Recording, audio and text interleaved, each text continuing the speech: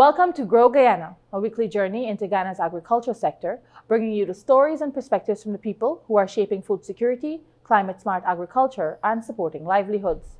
I am Ramona Luti, and this week we're taking a closer look at how one local business is helping to drive Guyana's agricultural growth, supplying thousands of seedlings and grafted plants to farmers, boosting production and supporting a more resilient and sustainable agricultural sector.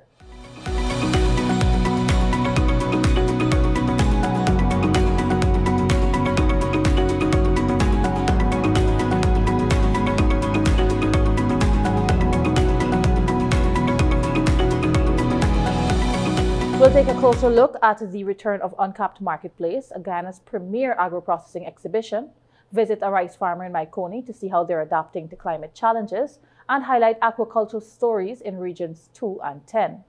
And as always, we'll end with the weather outlook for the week ahead. We begin on the East Bank of Demerara, where the Grow Guyana team visits Agri Banner, a local business helping to strengthen agricultural production through quality seedlings and grafted plants. We're here at Agri Banner at Hill on the East Bank of Demerara with owner Rebecca, showcasing how production begins long before a crop reaches the fields. I started Agri Banner was before it became Agri Banner, it was the Agri Corner, and we started up in Linden. We started growing seedlings because one of the reasons being the farmers up in Linden or the kitchen gardeners always complaining about having quantity of seedling and quality seedling at an affordable price. They would have to leave the region and go as far as Mahaico, Berbice, or Perica to just purchase a tray. And there were just like about 2 persons were doing seedling, and they weren't doing it in a large quantity, and the quality wasn't of that standard. So my husband and I, was during the COVID time, and one of my co-worker had inspired me to start a seedling business, Miss Kid AC London, because she had started setting some tomato plants and she sold them to me. And then the two of us sitting and was like, this is a good idea, let's start it. And from then on, we had started producing seedlings. We moved from cash crop seedlings into doing roses. Then we start exotic crops like the grape, the kiwi, and now we're importing like strawberries. We don't have any today. We have blueberry plants, different plants we would try to import into the country. Of course, we have an agent that does that for us, so it's not directly on the Agri Banner as yet.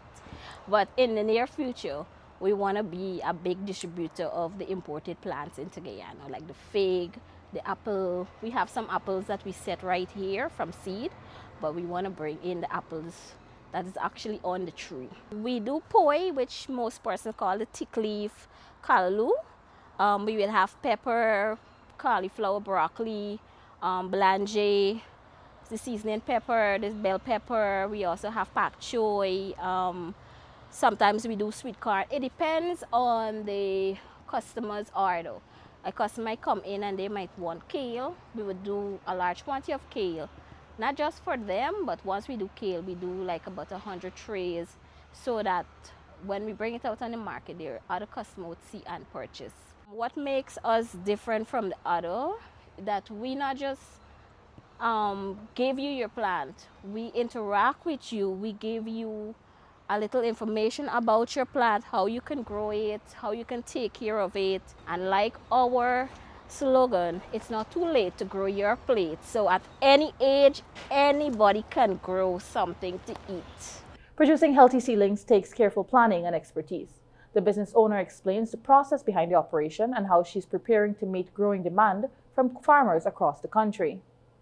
But producing seedlings takes careful precision and management. For producers, meeting demand without compromising quality remains a priority.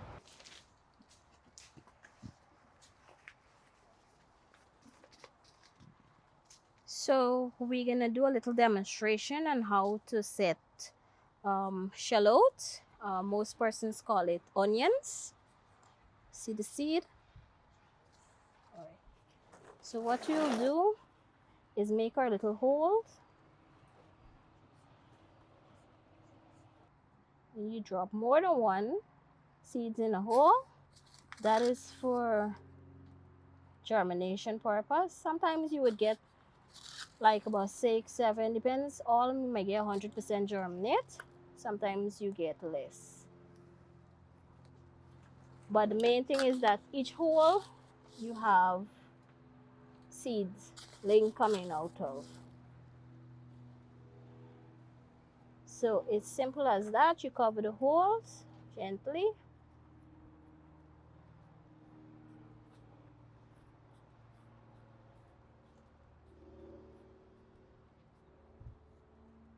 And you would normally water it, label, and you put it on the rock. This here is the shallot. After 1 week of germinating, this is what it looks like. This here is a vertical model where persons who do not have the land space to actually cultivate, they can build a simple stand and place. These are all gutters, and you put your soil in. It of course it has holes at the bottom for the water to run off, and then you transplant inside. You have here too, these here you can do plant. These are seasoning, oregano, and you can do container cultivation. You have the fine leaf thyme. These are married man pork or the basil, and we have here zucchini. When we're transplanting from the baby trays into these trays here, we start very early, as in like 5:30 in the morning, and we go up to 7 o'clock. Then we would break for watering, and a customer would come in. We have a 7 to 10 where customer would come, they get a seedling purchase, and from 10 to 3, that is where we don't do nothing unless if it's raining, because that time there the place is too hot to do any transplanting. We would do like a little bit of management. When we're planning, we based our setting of seeds on orders, and we also cater for the cash crop or the gardeners that would want to plant a tray or two. So we do set extra for them. Quality planting material is becoming increasingly important as Guyana expands agricultural production. We take a closer look at how improved seedlings are helping farmers increase productivity and build more resilient farms. Our budding and grafting process, it normally takes 18 to 24 months for you to get plants for it to start bearing. And other than the setting a plant from the seed, which would take, for maturity of a citrus, would be like about 5-6 years. It depends on the environment. Given with good nature, it would take 5 years. But to say the land, the soil doesn't have enough nutrients and so on, it may take longer. And then you take the topography of the land, the sloping and those things, it would take a little longer. If farmers go into the budding and grafting, they would have a faster turnover in production. Most of our magnitude of customers are small scale, but we do have a few that are large scale farmers. When they come, my plant shop is actually be empty. So when they come, they would say, give me everything that you have. A lot of persons are crazy over the apple plants. They are not just the apple too. Persons want to grow their own grape. They want to have the experience of having a grapevine run in the yard. They can literally go and pick a bunch of grape. And we also had a large response on the strawberry. Strawberry has been a big hit. As soon as we get strawberry in, the phone just blew up. Everybody needs strawberry plants. So Guyana has the potential to grow basically anything. It is just the condition in how you grow it and the environment. As agriculture expands, stronger seedlings are the key to a more sustainable future, higher yields and lower risk. Simply put, the success of any crop depends right here on the seedling stage. Back to you, Ramona. Adding value to agricultural products is also creating new opportunities for local businesses. Journalist Josiah Williams speaks with the Guyana Manufacturing and Services Association President Rafeek Khan about the return of Uncapped Marketplace scheduled for August 15th and 16th. The Uncapped Marketplace is our signature event. It is a brainchild out of our agro-processing subsector. One of our subsector, well, our subsector chair, Mr. Ramzi Ali, and previous president of the GMSA, had this vision about 10 years ago, almost a decade ago, about how could we get small agro-processors, food and beverage manufacturers, micro and even growing companies, medium-sized companies, to have a presence and be able to scale their operation and showcase their amazing products. So this was birthed. This is a key milestone for the GMSA over the last 10 years, and we're looking forward to an amazing year here as we exhibit our manufacturers. It's going to be held on August the 15th to the 16th at the Guyana National Stadium in Providence, and this event, we're going to have about 100 agro-processors exhibiting their products, from spices to juice to beverage to food and for food products, not just solid food products, but also liquid or even tea bags. You will see condiments. You will see all types of wide array within, from farmers to processors. You're going to be able to see a wide array of companies there exhibiting. And again, it's not just for micro businesses. You're going to see very mature companies there at this Uncapped event who is already scaled and now there to showcase to the wider public. I encourage large companies and even international companies that might be in Guyana and operating from the region and operating in Guyana to go out there, meet these companies, have a conversation with them. Whether it's banks, whether it's big companies like Sterling, Bihari, Banks, DIH, DDL, and Massey, and all these companies within the region and large companies, have conversations with these small companies. They have been doing so, but have further, deeper conversations and look at their products, look at how they've developed and expanded from year after year. Every year we have this. Build that rapport and that relationship with those companies that are exhibiting. Khan also discusses the growth of Guyana's agro-processing sector and the opportunities available for entrepreneurs looking to expand their businesses. The Uncapped Marketplace is a good opportunity to connect. It's not just there to position our companies to sell their products at an event. It's not an event. It is a showcase of companies. It is a showcase of products. It is there where companies and investors can actually go, network, meet, and see how they can invest in those companies.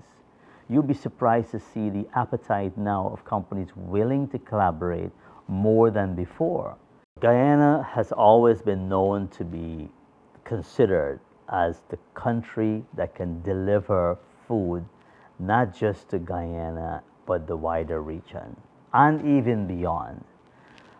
Where we're at and where we're going this year and the next few years, you're going to be seeing a rapid acceleration of companies moving into the space, more and more into investing in food and beverage. Food and beverage is number one need for the Caribbean when it comes to cost and when it comes to availability. With what's happening around the world, Guyana has the resources. Guyana has the opportunity to scale up. And we've been scaling. Companies have been preparing. Most of our businesses you speak to, they're pretty much capped and sold out in the current capacity. So where I see we going is companies accelerating 3-4 times in terms of getting ready for regional demand. The Caribbean is demanding not just the domestic demand, but the Caribbean is demanding at good prices too. Even though it's a competitive space, we need to get more and more creative how we can deliver the results. In Maikoni, rice farmers continue to adapt to changing weather patterns while working to maintain production.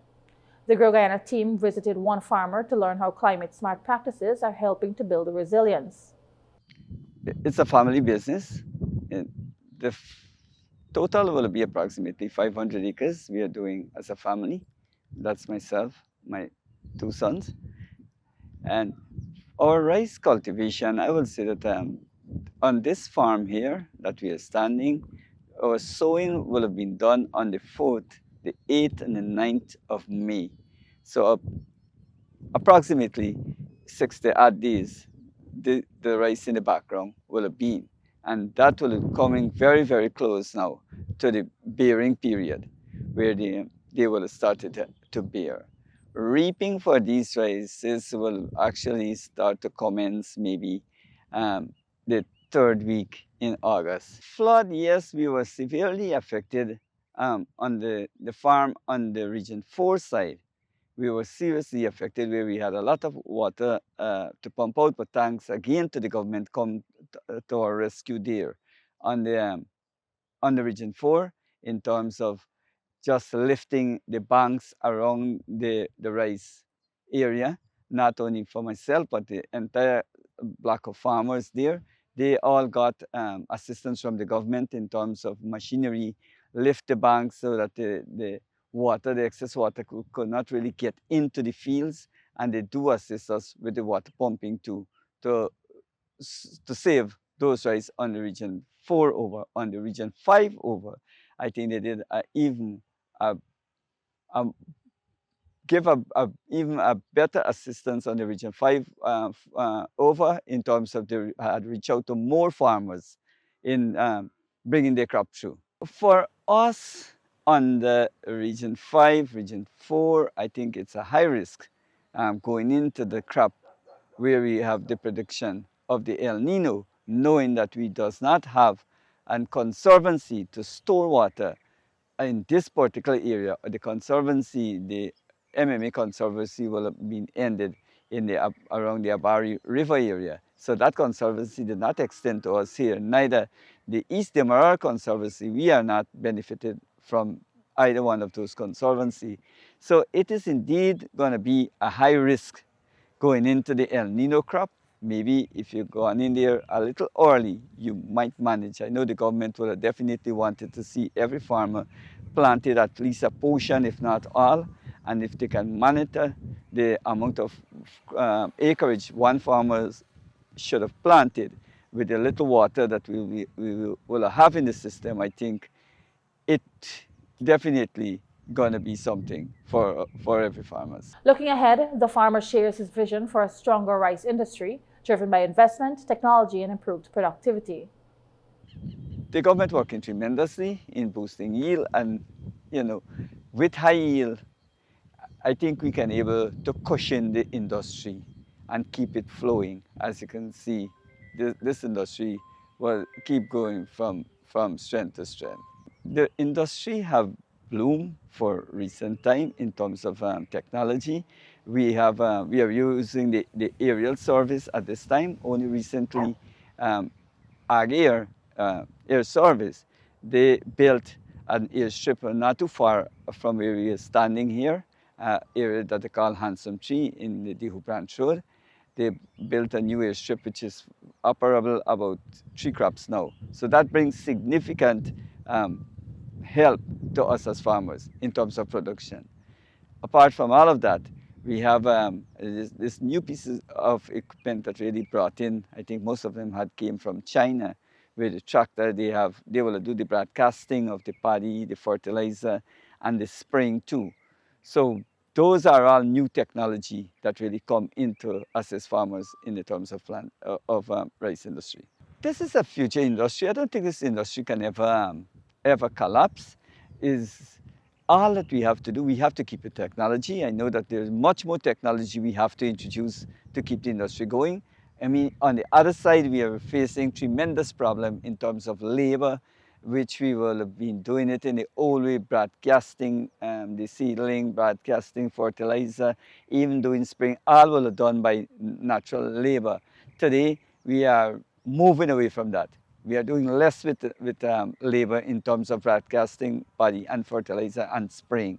We either do it by the aerial or the new piece of equipment that in terms of the tractor spreader, sprayer. But I just want to encourage all our farmers, just keep focused, don't lose faith. I mean, things will have been happening, rice will be on the high end at one time, and then on the other time it will have gone on the low end. All depends on market price. So don't give up. I mean, things are going to get better again. And I want to thank the government again for coming by the side of farmers in whatever way. I think they come in many, many ways to rescue farmers. The community of Bethany in Region 2 is showcasing the growing potential of Ghana's aquaculture sector with a second successful tambaki harvest. Over 400 pounds of fish were harvested and sold to residents, providing fresh, locally produced fish while creating new opportunities for the community. As aquaculture expands, these initiatives are helping to strengthen food security, improve livelihoods, and drive sustainable agricultural growth. The Region 10 RDC's aquaponics unit continues to promote sustainable food production through routine maintenance, harvesting, and climate-smart farming practices. In Rockstone, the cage culture project is also advancing with fish sampling and restocking activities, supporting healthy stock growth and the continued expansion of aquaculture. Together, these initiatives are strengthening local fish production and building more resilient communities. Now here's a look at the weather conditions expected to impact farmers and coastal communities in the week ahead. Forecasters are predicting morning showers along coastal Guyana with isolated to scattered showers expected across regions 1, 2, 6, 7, and inland areas in the evenings. Slight to moderate sea conditions are expected with stronger winds and lightning possible during thunderstorms.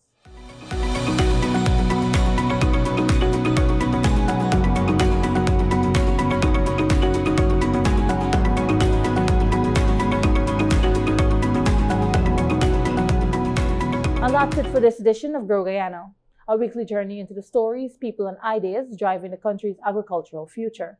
I am Ramona Luti. Join us next week as we continue to track the growth, challenges, and opportunities shaping Ghana's agriculture sector.